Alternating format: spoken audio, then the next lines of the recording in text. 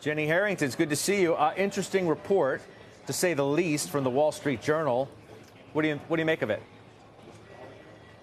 Well, I thought Stifel actually captured it perfectly in the piece that they put out this morning, where they say the Pioneer deal isn't imminent.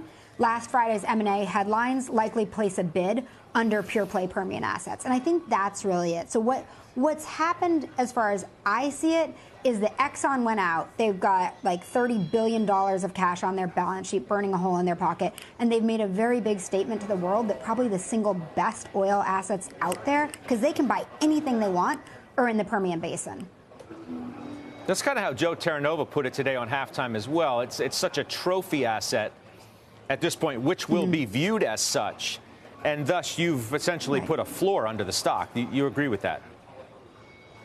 Not just under that stock, but under anything with Permian assets. So you've got Devon that's got, sorry, I have it right here, about 70% of their assets in the Permian. And you've got Oxy that has about 55% of their assets in the Permian. So you have a lot of players down there, and I think this just puts a floor under it. And, you know, Scott, we've been going back and forth on this, you and I, for almost a year, right, as we've seen oil prices trade up and the stocks are acting quite a bit more volatile even than the oil prices. And when they come down to these prices, I'm kind of pulling my hair out saying, well, they're still minting cash. There's so much money to be made here. These are really valuable assets. I think when the stocks come down to these trough kind of levels, they're really compelling to buy. And you should look at them based on their cash flow. And I think that's exactly what Exxon's doing. So, yeah, I think it puts a floor under this whole space.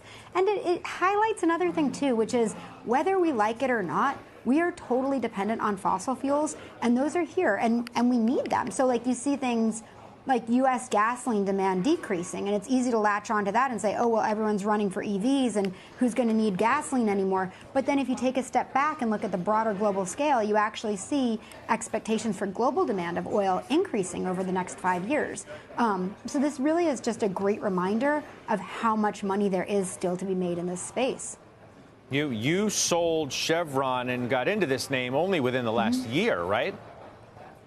Right. And I was probably slow on that. I probably should have sold Chevron earlier. But I read this really interesting book last year. It's called The New Map by Dan Yergin. And what he does is just paint the whole history of the map of energy, kind of starting in the 1930s through today. And as I was reading that, I thought to myself, you know, really the single best assets globally are in the Permian right now, and that's where the best reserves are. It's where all the future growth should, where the best future growth should come from.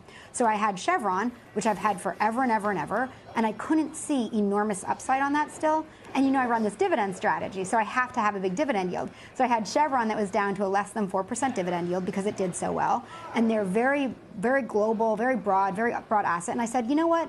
I think it's time to be done with that. Sold Chevron, bought Pioneer. I'd already bought Devon last year at about this time, and just really concentrated my focus in the Permian because I thought that's where the best free cash flow would come from. What about the idea that last week restarted the energy trade after underperforming since the beginning of the year? You buy that? Yeah, I think I do. And I don't think it's going to be, you know, we were up, 60% in 2022, 50% in 2021, or I might have those reversed.